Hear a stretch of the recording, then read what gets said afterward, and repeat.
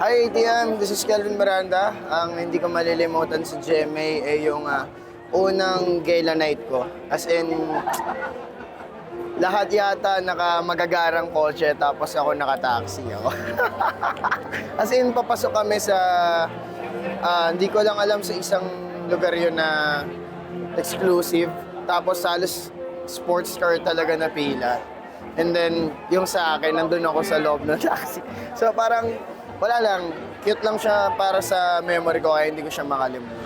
Ayun, GMA, unang-una syempre gusto ko magpasalamat sa inyo ng taos-puso dahil sa patuloy niyong pagtitiwala sa akin, pagbibigay ng suporta para maabot ko yung aking mga pangarap at napakalawak ng inyong suporta at pangunawa. Kaya maraming salamat po and happy 75th anniversary po para sa inyo.